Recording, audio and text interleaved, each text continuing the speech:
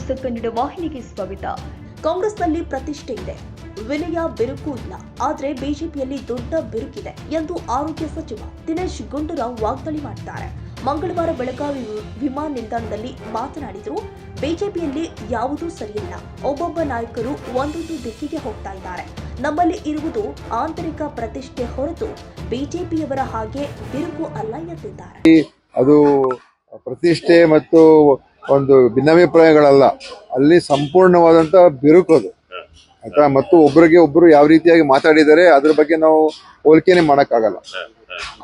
ಅದು ಅವರಲ್ಲಾಗಿ ಇರುವಂತ ರಾಜಕಾರಣ ಬೇರೆ. ನಮ್ಮಲ್ಲಿ ಎಲ್ಲ ಚೆನ್ನಾಗಿದ್ದೀವಿ, ಶಾಸಕರು ಕಾರ್ಯಕರ್ತರು ಎಲ್ಲರೂ ಕೂಡ ಏನು ವೈಮನಸ್ಸದಲ್ಲ ಏನಿಲ್ಲ. ಈ ಕೆಲವು ವಿಷಯದಲ್ಲಿ ಮಾತ್ರ ಸ್ವಲ್ಪ ಪ್ರತಿಷ್ಠೆ ಇಟ್ಕೊಂಡು ಏನನ್ನೋ ಮಾತಾಡ್ತಾ ಇದ್ದಾರೆ. ಅದನ್ನು ಕೂಡ ಮಾಡಬಾರ್ದು. ನಾನು ಹೇಳುವಂತ ಆರೋಗ್ಯಕರವಾಗಿದೆ. ಯಾಕಂದ್ರೆ ರಾಜಕಾರಣದಲ್ಲಿ ನೋಡಿ, ಪ್ರತಿಯೊಬ್ಬರು ಒಂದರಲ್ಲೂ ಕೂಡ ಏನಾದ್ರೂ ಒಂದು ಇದ್ದೇ ಇರ್ತದೆ. ರಾಜಕೀಯದಲ್ಲಿ ಇಲ್ಲದೆ ಹೋದ್ರೆ ಮತ್ತೆ ಇನ್ನೆಲ್ಲಿರ್ಬೇಕಿದು? ಇದೆಲ್ಲ ಇದ್ರೇನೆ ರಾಜಕಾರಣ.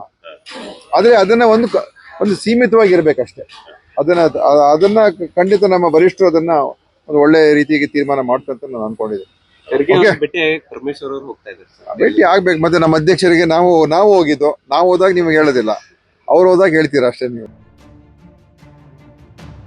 ತಾಜಾ ಸುದ್ದಿಗಾಗಿ MTV ನ್ಯೂಸ್ 24x7ಗೆ ಸಬ್ಸ್ಕ್ರೈಬ್ ಮಾಡಿ ಮತ್ತು ಬೆಲ್ ಐಕಾನ್ ಅನ್ನು ಒತ್ತಿ. ತಪ್ಪದೇ ಲಿಂಕ್ ಶೇರ್ ಮಾಡಿ.